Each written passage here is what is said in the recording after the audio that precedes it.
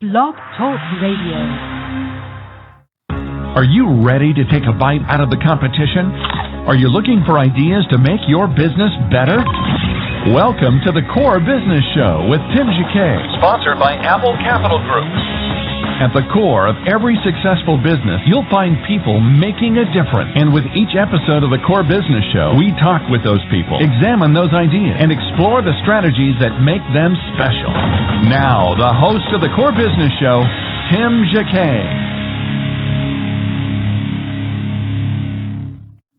Well, good morning. Welcome to another episode of the Core Business Show. I'm Tim Jacquet, your host. Today, I have Eric Papa here again. We're going to talk about communication strategies for better relationships. He is the author of Leadership by Choice, and also he owns his own firm. If you'd like to join the conversation, just chime in at 347-324-3460, or you can pose a question in the chat room or email us at info@thecorebusinessshow.com. Well, Eric, welcome to the show again. Hey, good morning, Tim. Thanks so much for having me back. Great. I guess to begin with, now kind of just tell us about yourself again, and then we go straight into communication strategies. I own a management consultant firm called Result-Based Seminars, LLC, and so I travel to all over the country, primarily doing keynotes at associations and conferences on the topic of leadership, and also conduct leadership and management training. Wow. How do you actually get into, we have a question right here regarding public speaking. How do you get into public speaking? Good question. One is to see what is it that you would like to speak on. Some people might want to speak on their experience of how they overcame adversity. Somebody might want to speak on finances. So it all just depends as far as what you want to speak on, and then getting out there and just speaking on it. Speaking anywhere you can, speaking for free, speaking at Rotary clubs, speaking at churches, wherever it is, just to get the experience and the exposure. And then you start to charge for an honorarium, and then you start to charge for an actual fee as you gain credibility and momentum. Wow. So is it better to write a book first, or just go ahead and just pick a topic and just specialize in that particular topic? I would just say, if your goal is to be a public speaker, professional speaker, get out there and just speak on anything you can. And then you'll start to get a narrower focus. You'll start to get more of a focus. And then you'll start to really see what you like, what you gravitate towards. And then from that, speak on that, write on that, and then write a book. Because you don't want to write a book and then a year or two later be like, man, this book is not good at all. So the idea when you write that book is to make sure it's really good, because as a speaker, presenter, you're going to get better, but the book always stays the same. Okay. And what a person need to really take to prepare themselves as a public speaker? Should they take speech classes? Should they go to Toastmasters? Or what type of avenues they need to go for training to kind of get better in speaking? Yes. Toastmasters is a wonderful organization. It's not that expensive, and it's pretty much in every major city in America here. And just a great organization that helps people overcome their fear of public speaking and really makes them into effective communicators. Wow. Now we segue into communication strategies, which is the key of the whole thing. Communication is really difficult for a lot of people. You have your introverts, extroverts, and go back and forth, and you have people just in the middle. And some people think of things, but they just can't get it out of themselves. Kind of tell us about the basis of this topic regarding communication strategies for better relationships. Tim, the first thing about communication is to realize that good communication starts with listening and asking questions. And people often think, man, if that person's a great communicator, that means they know how to get up there and they can really inspire a crowd, and they've got the gift of gab.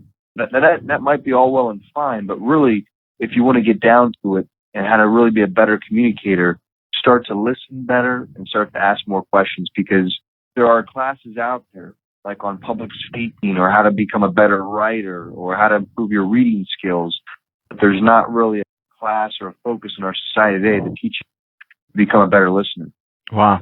When you go in that particular area, when you're talking about better listening skills, better ask better questions, talk about how a person can be a better listener. Well, one of the ways the person can be a better listener is simply with their eyes. and that is making eye contact with the person. Notice, Tim, the next time that you're talking to somebody or you're seeing somebody out, or even in the office setting, this happens a lot. Somebody will be pounding away at their keyboard, looking at their computer.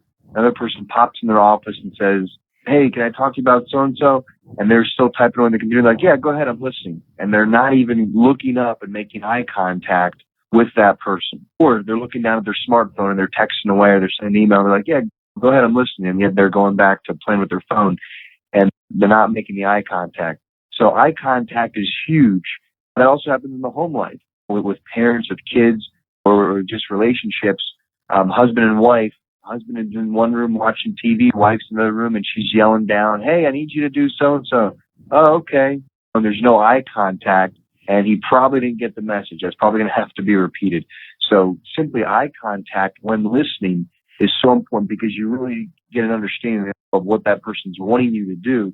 And you're saying to them, "Hey, you're important. I'm going to really focus on you," because that's really what listening is. Listening is focusing and really trying to understand that other person as opposed to just hearing or just the act of your ear perceiving the sound. Wow. So a lot of people some people, I'm not going to say a lot, but some people are just really uncomfortable looking someone in the eye. Is there something that person can do to kind of combat that? It's like they feel like they're staring or don't know what eye to look at. If that makes sense, but some people feel that way. Yeah, and I'm not saying to look intently, look like piercing with your eyes as they're talking to you. I'm just saying that to make eye contact with them anywhere from 3 to 5 seconds or so, and then you can look away or look at the ground and then look back up, something casually. But the ultimate thing to remember is that as a listener, you want to make them feel so comfortable and so at ease that they're going to keep talking and they really feel like you're trying to understand them.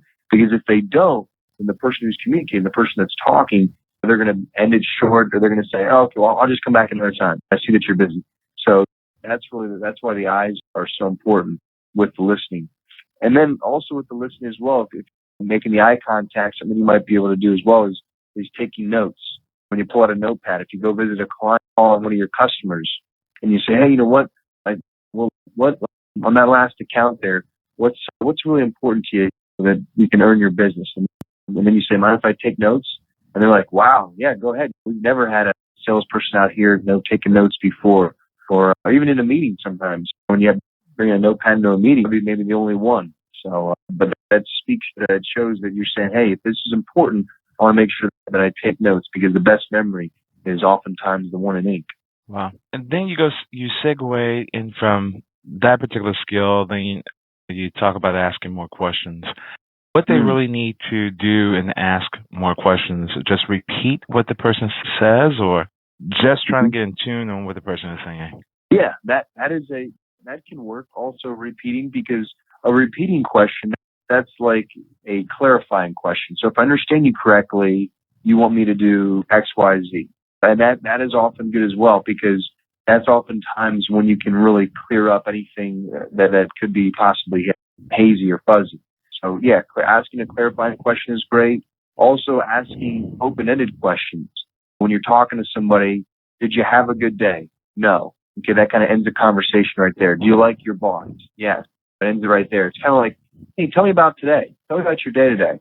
"Oh, the day was great. I did this, and then I met with this person." So when you ask open-ended questions, you have a lot more information from those that you're communicating with.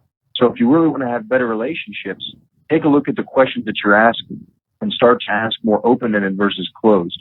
Because closed, you're just going to give you 1 or 2 word response. But open-ended really starts to facilitate the dialogue and gets that person talking. Wow, so it's all about dialogue and all about open-end questions. And if you're still getting the closed questions that want to answer yes, no, maybe, then you have another issue.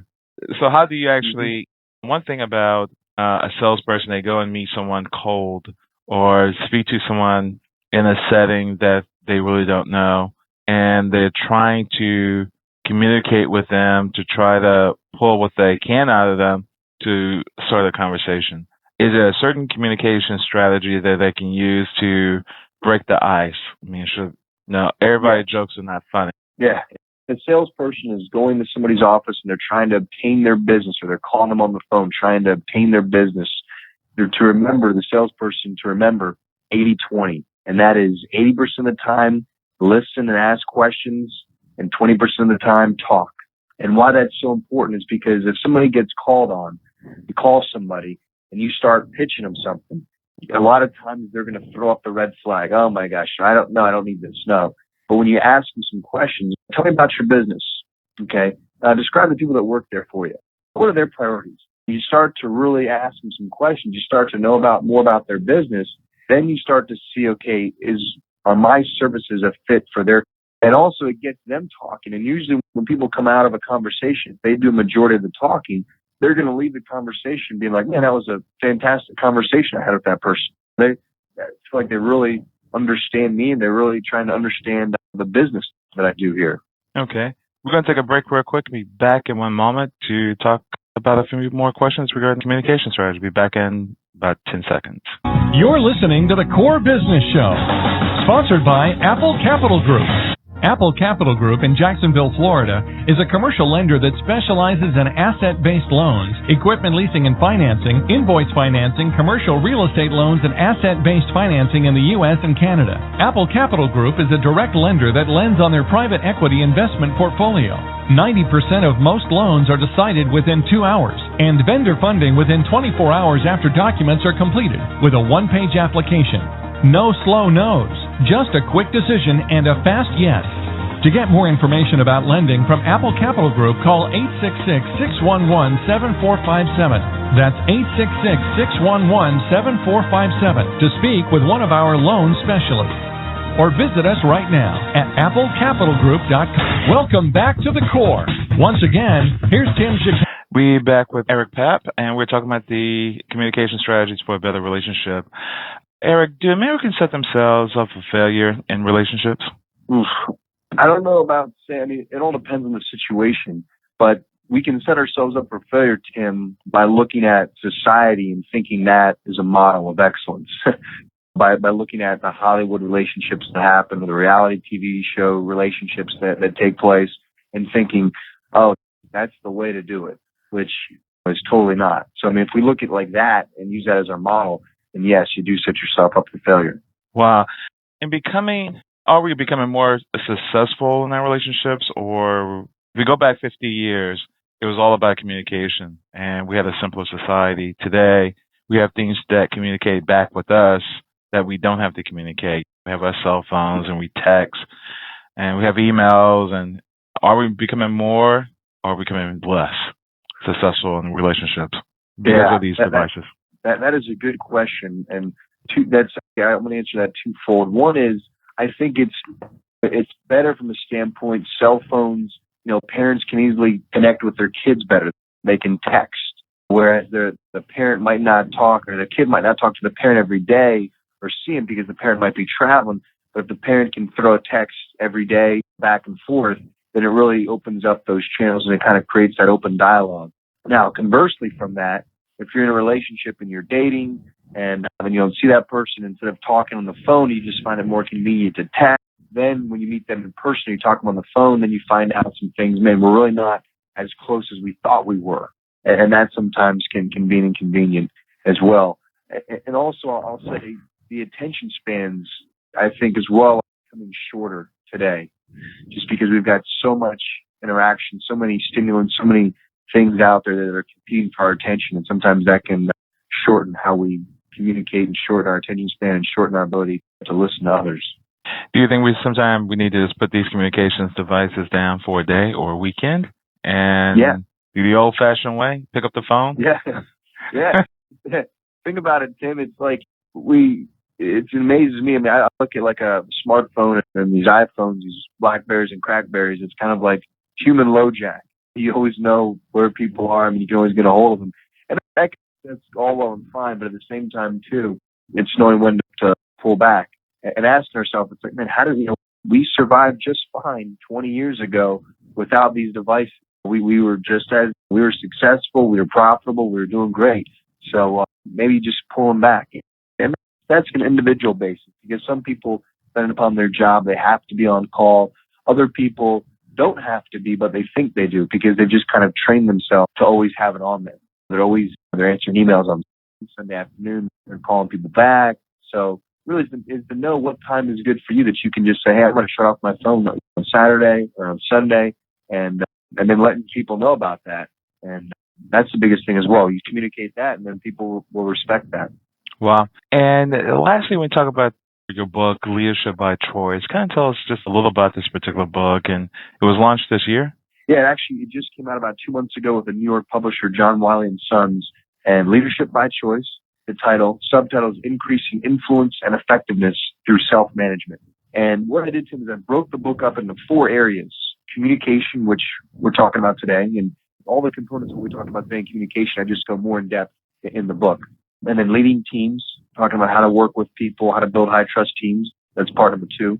Part 3 is productivity, all about prioritizing for productivity, the power of focus, etc. And then the last part is personal development. The biggest room in our lives is the room for self-improvement, self-development. And really, this is a book, Tim, leadership through self-management. So anyone can benefit, whether they're a hairstylist, whether somebody's a principal, whether somebody is as a manager, somebody just started fresh out of college, just started a job. Anybody can take this and can use these principles and apply them personally and professionally. Perfect. If we want to reach out to you and contact you, either your consultant service, can you tell us what your website address is and telephone number, how to reach you? Yeah, the folks, they can reach my website is ericpapp.com, ERICPP.com. That's PAP is in practice and preach peace. So Eric, ERICPAPP.com. And in there, I've got information on like the organizations that I've worked for, the case studies and such, of the results that we've achieved. I also have more information on the book, and my phone line as well is 1-800-849-8121. That's 1-800-849-8121. Yeah, and folks can feel free to reach out to me, and as far as communicating to you what's on their minds or how I can help their organization. That'd be fantastic. Great. Eric, thank you for joining the program. Hey, Tim, my pleasure, man. Thanks for having me on, and I hope it was of value to you. It was. Thank you so much. Thanks again. Take care. Bye. Bye-bye. Again, this has been another production of the Core Business Show with Tim Jacquet. You can download this episode on iTunes and Blog Talk Radio. Everybody, thank you for listening. Take care. Thank you for listening to the Core Business Show with Tim Jacquet. For more information about equipment financing and asset-based loans, visit our website, applecapitalgroup.com.